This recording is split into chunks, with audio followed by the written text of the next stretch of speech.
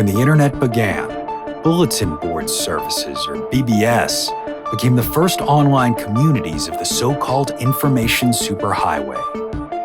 Using their phone lines, people logged in from all over America to talk about sports, games, movies, and on one BBS in particular, share their ghost stories.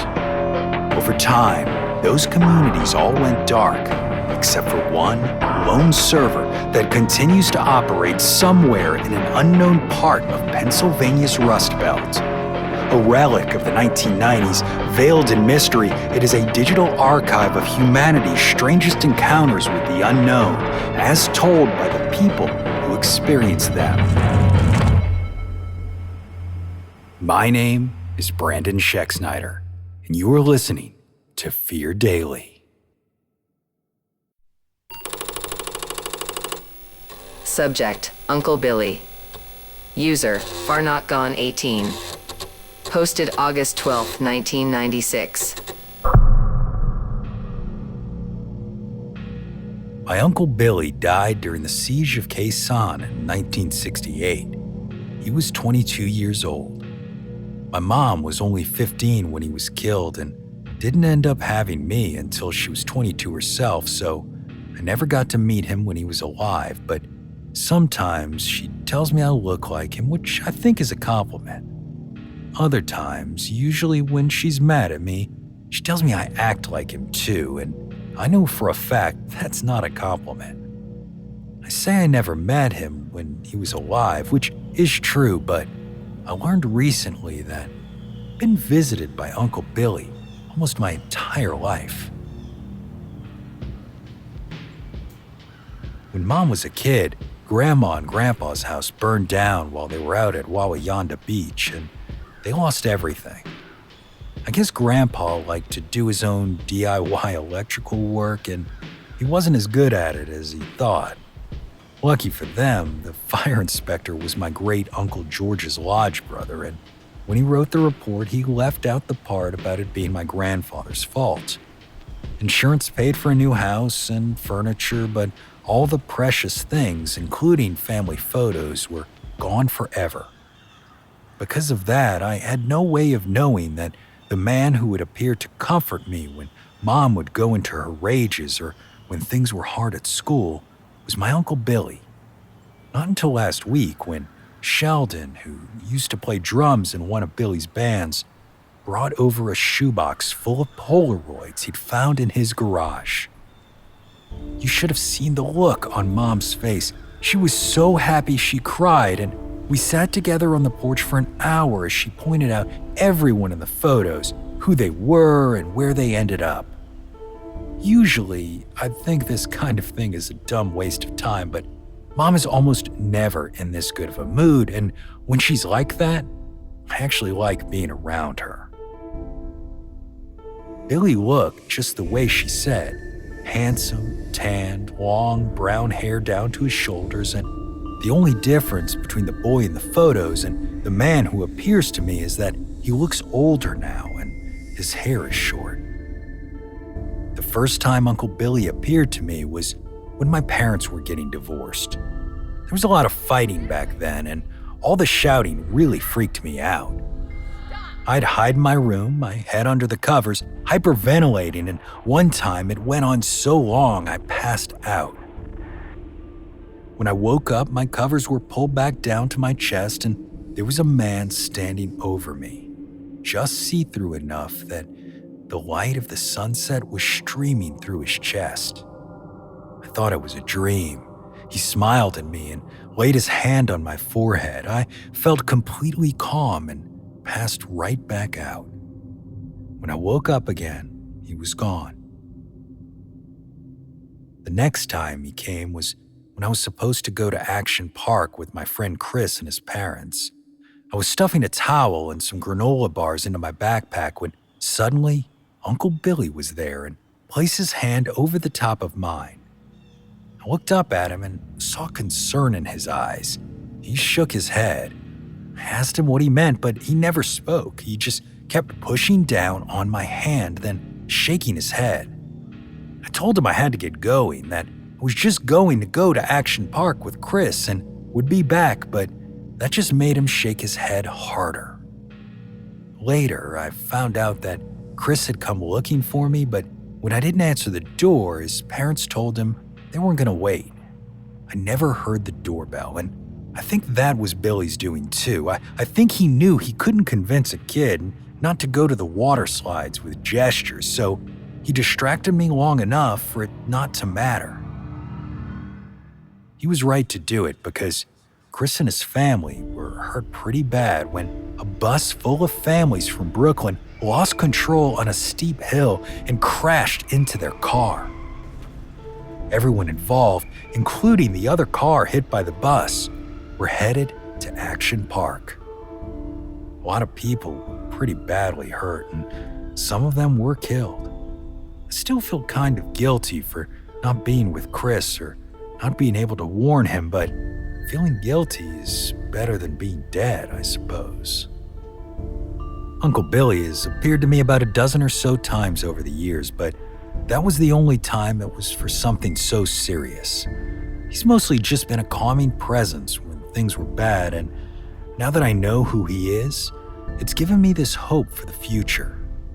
Maybe not everyone who's gone is gone forever, and not everything has to hurt all the time.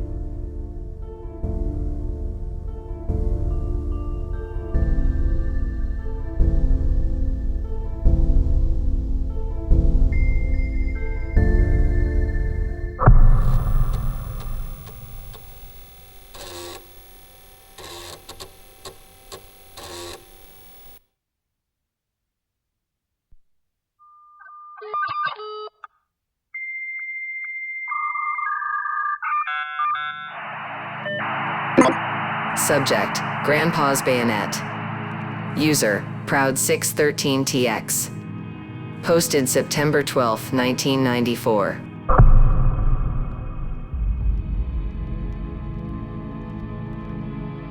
My grandfather served in the Marine Corps during the Second World War and was very proud of his service.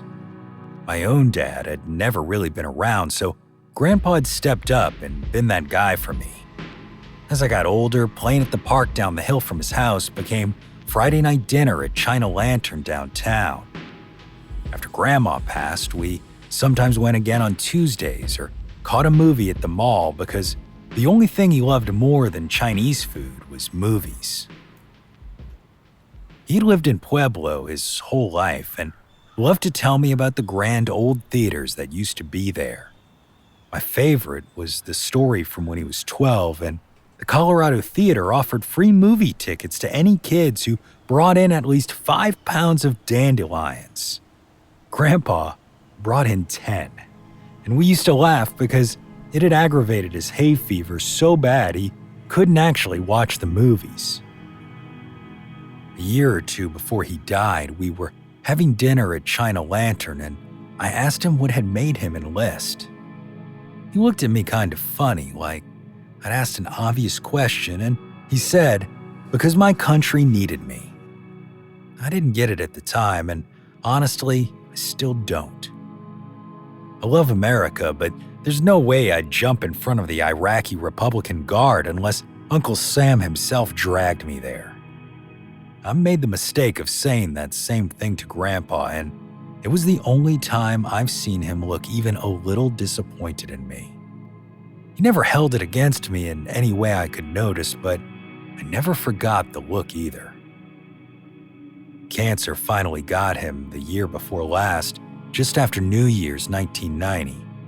There were a lot of close calls toward the end, but I told him he had to hang on until we clicked over to the big 9-0. That way, he could say he had lived in 9 different decades. Well, he made it, and then on January 2nd, 1990, I was working on my truck around 6 at night, and all of a sudden, the fight just went out of me. Imagine a puppet who's had their strings cut. I left all my tools on the floor of my garage and went upstairs to bed, which is a bizarre thing to do. 3 hours later, Mom and my sister were knocking at the front door to tell me he was gone. Come to find out later that the time Grandpa passed was exactly the same time I got hit by that wave of fatigue. I guess we were connected right up to the end. The real story starts when my mom, sister, and I decided to clean out Grandpa's house. After the war, he came back to Pueblo, met my grandmother, and they got married shortly thereafter. He built a successful insurance business and built them a grand red brick house on West 13th, not far from the Rosemount Mansion. There's a big front porch, and some of my fondest memories are of sitting out there with him on summer afternoons, sipping Dr. Pepper and watching the world go by. When Mom decided we needed to get started on cleaning out the house, my sister Chrissy and I were pretty torn up about it for a couple of reasons. First, we knew that it was going to be hard, because everything in Grandma and Grandpa's house reminded us of them. Second, 40 years is a long time to accumulate stuff, and so there were going to be a lot of things to deal with. The plan was that we would each pack a bag and just stay at Grandma and Grandpa's house over the course of the time it took to clean it out. We all work, so on those days we would go in as usual, then come home and clean at night. It was a haul, believe me. The first night, we had a little bit of a wake for our grandparents. It wasn't anything official or even intentional, but a couple of drinks in their memory turned into a full-on party with several neighbors bringing over bottles to join in. Everyone finally hit the road just before midnight, and the three of us were in our room shortly thereafter, a little tipsy, a little sad, and very tired. I woke up briefly around 3 to hear what sounded like pounding on the wall of my room. I was worried that Chrissy or my mom was going through some stuff, so I got up and checked on them. They were both fast asleep.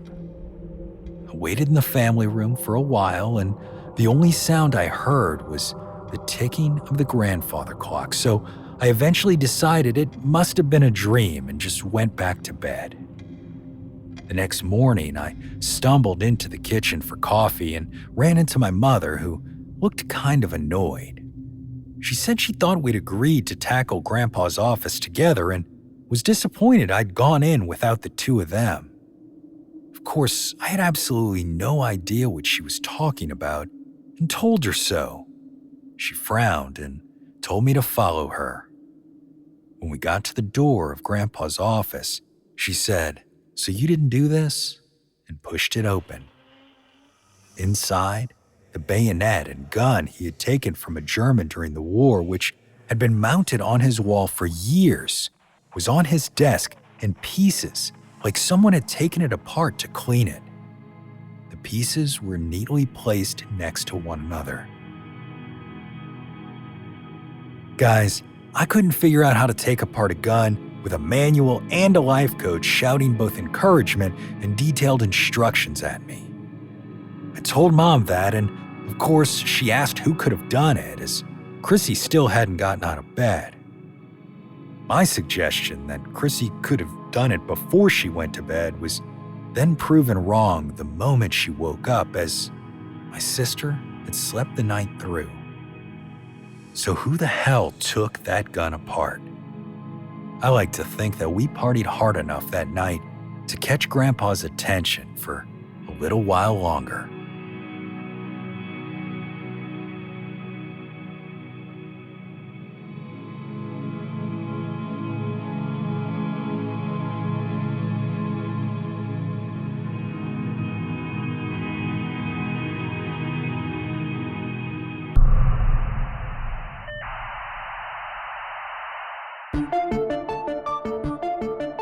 Fear Daily is an independent podcast hosted by Brandon Schexnayder and written by Brennan Storr, with Joanna Smith serving as the consulting editor, audio production by Rachel Boyd, and sound design by Southern Gothic Media. This podcast is a work of fiction. Names, characters, places, and incidents are either products of the author's imagination or are used fictitiously. Any resemblance to actual persons, living or dead, or to real events or locations, is entirely coincidental. Ad-free versions of Fear Daily are available now on your favorite podcast apps. For more information, visit feardaily.com. But move fast, before the server goes offline.